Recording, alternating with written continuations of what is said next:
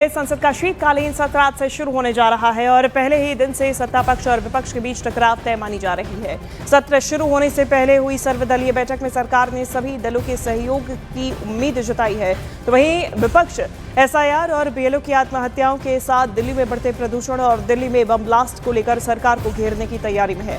सुबह 10 बजे विपक्ष की रणनीतिक बैठक होने वाली है। वहीं रक्षा मंत्री राजनाथ सिंह सरकार की फ्लोर स्ट्रैटेजी मीटिंग की अगुवाई करने वाले हैं। सत्र के पहले दिन दिवंगत पूर्व सांसद और अभिनेता धर्मेंद्र को सदन में श्रद्धांजलि भी दी जाएगी। इसके साथ ही शीतकालीन सत्र में कई अहम विधेयक भी पेश किए जाएंगे। तो कुल मिलाकर शीतकालीन सत्र के हंगामेदार रहने के पूरे आसार हैं। सर्वदलीय बैठक के बाद कल कांग्रेस के राष्ट्रीय अध्यक्ष मल्लिकार्जुन खड़गे, कांग्रेस सांसद पी चिदम्बरम, गौरव गोगोई कांग्रेस संसदीय रणनीति समूह की बैठक के लिए सोनिया गांधी के आवास पर भी पहुंचे, जहां सरकार को घेरने की रणनीति पर चर्चा की गई है। तो वहीं शीतकालीन सत्र को लेकर विपक्ष के रवैये को लेकर केंद्रीय मंत्री किरण रिजिजू ने दुर्भाग्यपूर्ण इसे बताया है। दूसरी तरफ कांग्रेस ने एसआईआर और दिल्ली ब्लास्ट के मुद्दे को जोर शोर से उठाने की बात कही है। नहीं देखा, किसी ने नहीं कहा वो मुद्दे रखेंगे ये कहा है, लेकिन एक इशू को लेकर के पार्लियामेंट चलने नहीं देंगे अगर कोई कहा है तो गलत बात है। ऐसे पार्लियामेंट में सबका लास्ट टाइम की तरह प्रोटेस्ट होता है तो क्या रहेगा? नहीं, प्रोटेस्ट नहीं होगा। प्रोटेस्ट हम नहीं होने के लिए अपील करेंगे, अगर करता है तो देख लेंगे।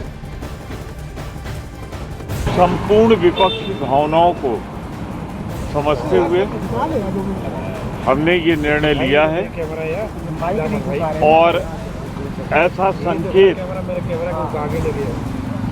स्पष्ट शब्दों में तो नहीं, संकेत संसदीय कार्य मंत्री ने दिया है कि चुनाव सुधारों पर चर्चा के लिए वो आपस में विचार विमर्श करेंगे और उसके बाद किसी निर्णय पे पहुंचेंगे। तो विपक्ष के रवैये को लेकर बीजेपी सांसद प्रवीण खंडेलवाल ने कहा कि एसआईआर का मुद्दा अब खत्म हो चुका है, विपक्ष से तूल दे रहा है, जिस पर समाजवादी पार्टी के नेता रामगोपाल यादव ने कहा कि एसआईआर के नाम पर वोट काटे जा रहे हैं और वो इस मुद्दे को उठाएंगे।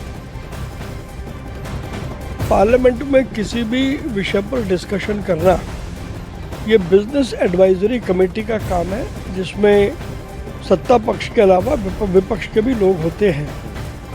और जहाँ तक एसआईआर का संबंध है, एसआईआर का मामला अब लगभग समाप्त हो चुका है। ज़बरदस्ती कुछ विपक्षी दल इसको खींचना चाहते हैं अपने राजनीतिक लाभ के लिए। प्रश्न ये है कि संसद जो देश की सबसे बड़ी पंचायत है, वो बनी इसलिए है कि वो देश के लोगों के विषय में नीतियाँ बनाए, कार्यक्रम बनाए। कहीं कमियां हैं तो उन कमियों की चर्चा हो। तो अगर चर्चा ही नहीं होने देंगे तो फिर सत्र का औचित्य खत्म हो जाता है। मुझे पूरी उम्मीद है कि जिस प्रकार से पिछले 2 सत्रों में विपक्षी दलों ने हंगामा किया, कम से कम इस बार हंगामा नहीं होगा और हर विषय पर चर्चा होगी। समाजवादी पार्टी की तरफ से केवल एसआईआर। सर, एसआईआर को लेकर के जिस तरह से गड़बड़ी की बात आ रही है 12 राज्यों में, क्या यूपी में भी गड़बड़ियाँ कर रहे हैं कुछ लोग? देखिए, इसमें बहुत बड़े पैमाने पर अधिकारियों के दबाव में बीएलओ आत्महत्या कर रहे हैं, उनसे वोट काटने के लिए कहा जा रहा है। तो शीतकालीन सत्र से पहले जो तस्वीरें सामने आ रही हैं, रणनीति पर एक तरफ चर्चा की जा रही है, लेकिन सत्ता पक्ष और विपक्ष एक दूसरे पर हमलावर भी नजर आ रहे हैं। जहां एसआईआर के मुद्दे को लेकर लगातार जो विपक्षी सांसद हैं वो सरकार को घेरने की बात पर अड़े हुए हैं, इसके लिए रणनीति भी बनाई जा रही है। तो वहीं दूसरी तरफ पक्ष का कहना है, बीजेपी सांसद प्रवीण खंडेलवाल को भी आपने सुना, उनका कहना है कि एसआईआर का मुद्दा अब खत्म हो चुका है, विपक्ष से तूल दे रहा है। एसआईआर और बीएलओ सुसाइड पर विपक्ष की पूरी तैयारी है कि वो सरकार को घेरे। ऐसे में शीतकालीन सत्र हंगामेदार रहने के आसार है, जिसमें एसआईआर का मुद्दा, दिल्ली में पॉल्यूशन का मुद्दा, दिल्ली में बम ब्लास्ट का मुद्दा और साथ में एसआईआर से जुड़े बीएलओ की आत्महत्याओं का जो आरोप लगाया जा रहा है विपक्ष की तरफ से, उसका मुद्दा भी गूंजता हुआ नजर आएगा। ऐसे में शीतकालीन सत्र जो कि है वो जोरदार हंगामे के साथ शुरू होने के पूरे आसार बताए जा रहे हैं।